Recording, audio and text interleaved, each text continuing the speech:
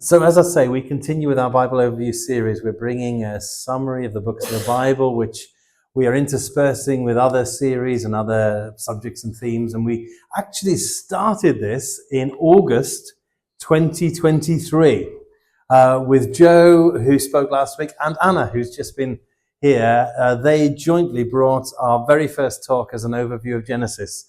And I wonder whether we will actually get to Revelation before Jesus returns, which kind of solves a few theological challenges relating to that book. So that will be quite handy. But in this last section of this little bit, which is the wisdom and poetry literature of the Old Testament, we have reached the Song of Songs, otherwise known as the racy one. So Song of Songs is made up of 8 chapters of ancient Israelite love poetry. Now, some of us may be more familiar with the title Song of Solomon, particularly if we dust down our ancient copies of King James Bible. So why is it now referred to as Song of Songs, which it seems to be in almost every translation? Well, I want to suggest a couple of reasons. At the beginning, it does say this song is of Solomon, which could be taken to mean that Solomon's the author. But actually, as we read the poems, we find that the main voice in these songs is the voice of a woman called the Beloved.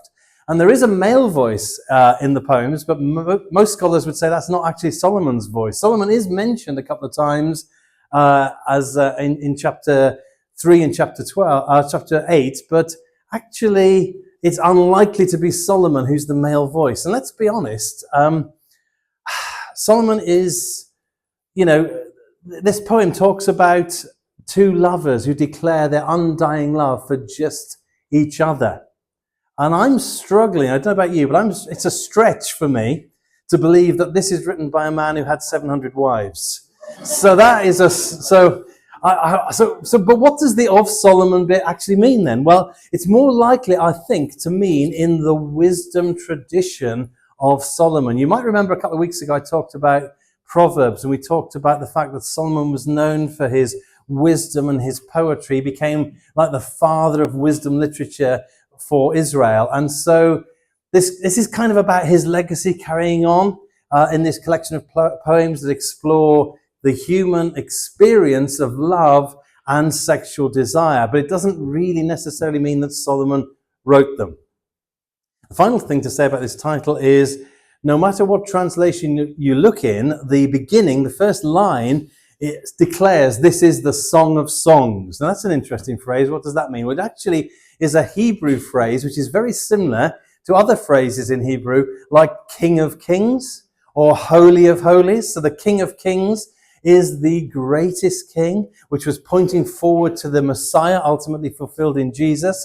The Holy of Holies was, of course, the most holy place in the temple. And so similarly, the Song of Songs is the song of all songs. It's the greatest song. And so as we look at love songs, we can kind of forget Billie Eilish and One Direction and Bruno Mars and Taylor Swift and Beyonce and Adele. We can forget some of the old guys like Billy Joel or Lionel Richie or Sam Cooke. This love song, the love songs in this book, they're in a different league. This is the song of all songs. In fact, just for 80s pop geeks in the room, the song Kiss Me by Stephen Tintin Duffy. Anyone remember that? 2 people. Fantastic, loved it. It was inspired by the words, the beginning of Song of Songs, which is, kiss me with your mouth, your love is better than wine. Yes, tempted to sing, Rich, but I am resisting. Okay, so the big question here is, what on earth is a book like this doing in the Bible? How did this book sneak in? Well, let's start by looking at what it means. So there are 3 main interpretations of this book. In the Jewish tradition, it's thought that each character of the poems were symbolic. So the woman is Israel, the man is God, their love is a symbol of the covenant of love between them. And then that view kind of flowed into the Christian tradition, where it was understood to be about Jesus' love for his people, the church.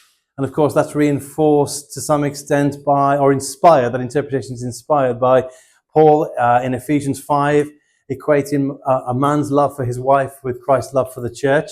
But in the last century, There's been a bit of a shift.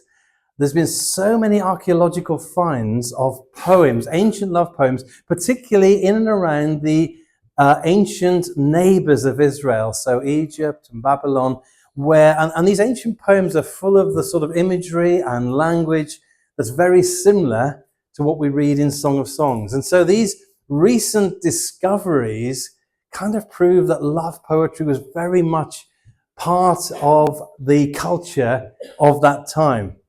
And here it is in the wisdom literature of the Bible. So most scholars today would view the Song of Songs as what it presents itself to be, a collection of Israelite love poetry, particularly reflecting on God-given love, the God-given gift of love.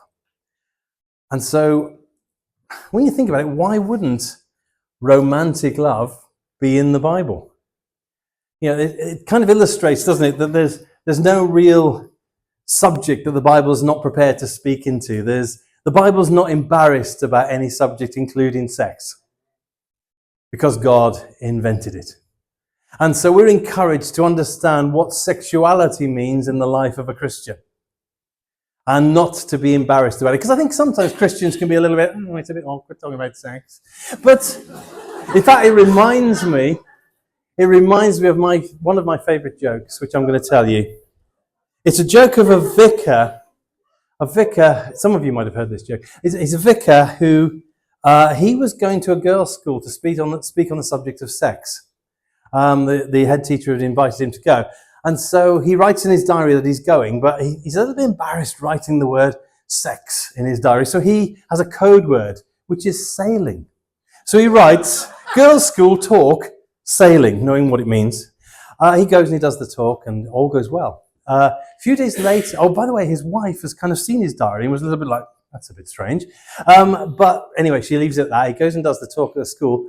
A few days later, the vicar's wife meets the headmistress of the school in a shop. And the headmistress says, we're so grateful for your husband coming and sharing and talking to the girls. They found it very helpful. And the vicar's wife says, yeah, I was really surprised that he was speaking on that subject, because he's only ever done it twice. The first time he was sick, and the second time his hat blew off.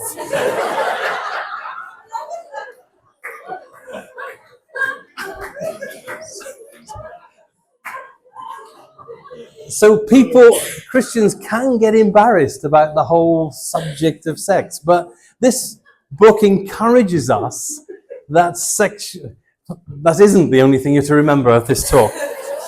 Don't just write that joke down, so you've got it, you pocketed it, and then focus, yeah? But this book does encourage us that we don't need to be like that vicar. We don't need to be embarrassed about sex.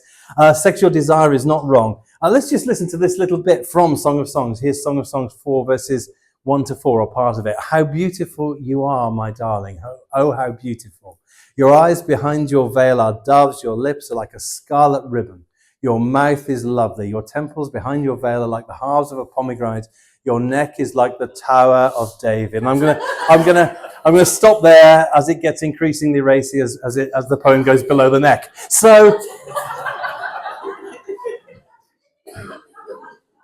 as we can see, intimacy is not just about the physical act. It's actually about noticing each other. It's about paying attention to each other. It's about language and conversation and affection and loving gestures. And this first poem is the voice of a young woman. And she's talking about the love of her life, who's a shepherd. And she's not yet married to him. And it seems they're engaged and they can't wait to be married because they want to be together. And the dialogue moves from man to woman and woman to man, expressing each of them how attracted they are to each other. And there's no big plot. There's no coherent story. It's just love poems. And so you might say, well, what are we learning from this book? And so the first thing I think is to say that sexual desire is not wrong. But what is important here is the context of where that sexual desire goes. And as we look at it in a broader biblical context, we of course find that sex and marriage are inseparable. sex and marriage, you could rewrite the song, go together like a horse and carriage. Thank you. There's a key feature actually in these poems that we notice when we're reading it as part of the wider Hebrew Bible, and that's the overwhelming use here of the imagery of a garden.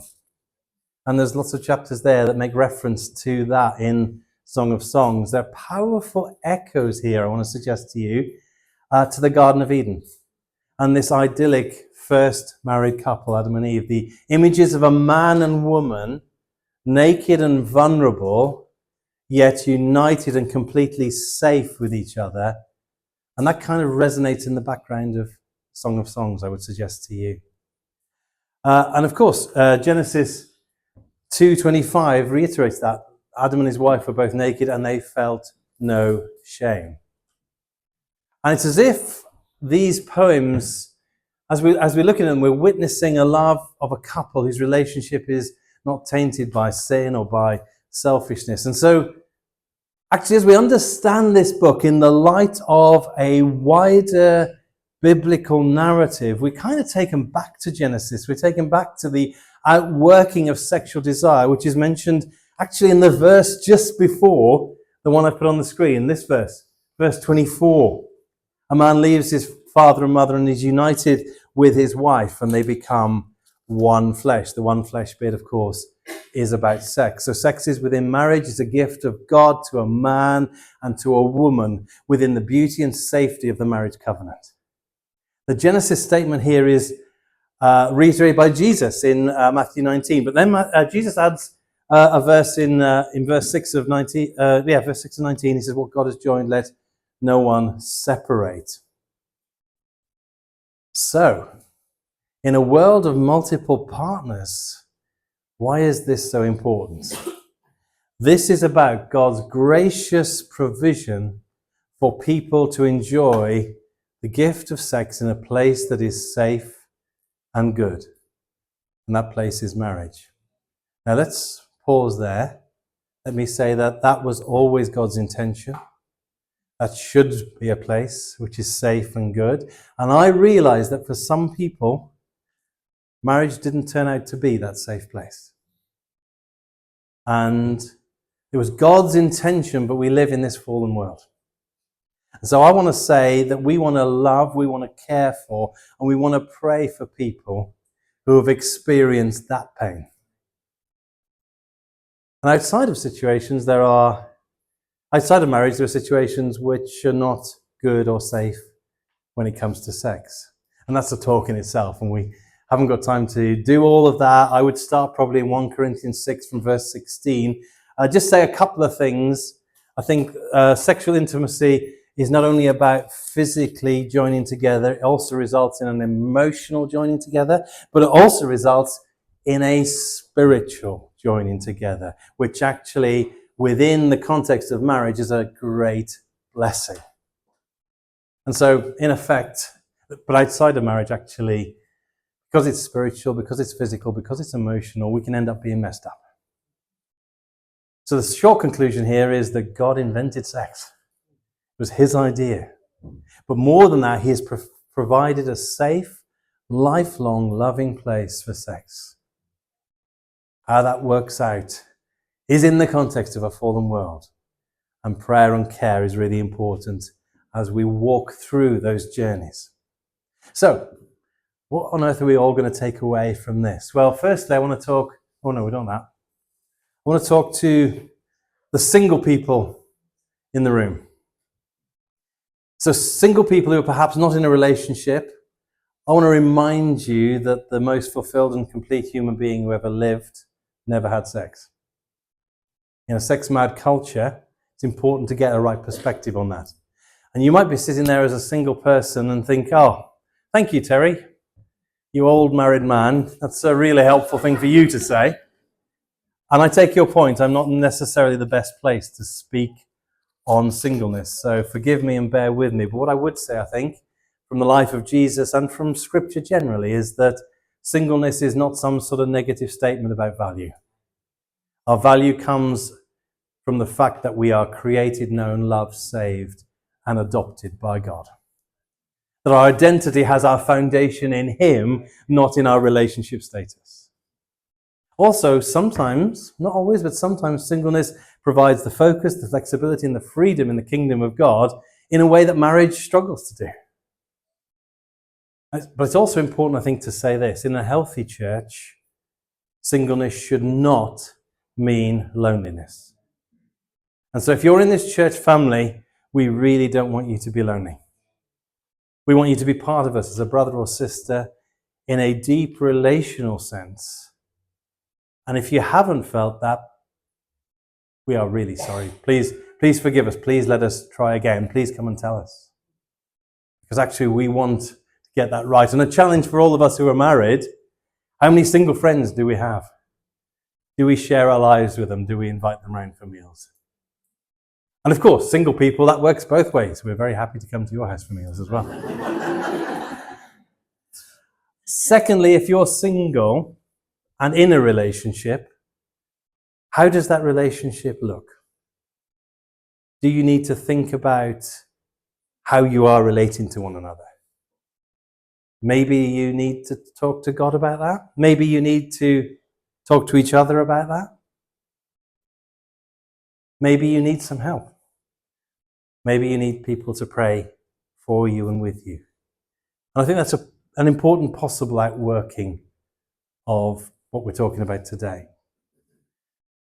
Next, for those of us who are married, how close are we to each other? How are we doing when we think about all the gifts that God has given us in marriage, particularly the gift of intimate love? Do we need a conversation with our spouse about that? Do we need a conversation with God about that? Do we need help with that? Or do we need prayer for that? And finally, the once married. So for some of you, that might be fine. For others of you, that might have brought up, I don't know, some pain or some sadness, even some trauma. And again, do you need help with that? Do you need prayer for that? We want to make provision for all of the different circumstances when we think about all of this. This poetry book reminds us of lots of things when it comes to sex, intimacy, desire, and love. So as we come to a conclusion, let's just listen to this little section. This is chapter 8, verses 6 and 7.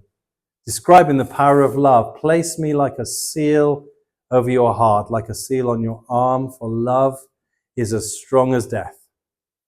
Its jealousy, unyielding as the grave. It burns like a blazing fire, like a mighty flame. Many waters cannot quench love, rivers cannot sweep it away. If one were to give all the wealth of one's house for love, it would be utterly scorned. Love is as strong as death, burns like a fire. Water cannot quench it, rivers cannot sweep it away. I think this little section illustrates how beautiful the power of love is and how dangerous. And when we think of sexual love, both can be true. Incredibly beautiful when appropriate, and quite dangerous when not. And so as we broaden our definition of love, and we think beyond just that intimate sexual love, of course, we come to Jesus' sacrificial act. His death on the cross illustrates the power of love that is completely pure and completely self-giving. No wonder in marriage, husbands and wives are to look for that love, completely pure, completely self-giving. And so our desire is that in all aspects of life, in all expressions of love, we would be Christ-like, wouldn't we? And here, I think Song of Songs gives us some hope.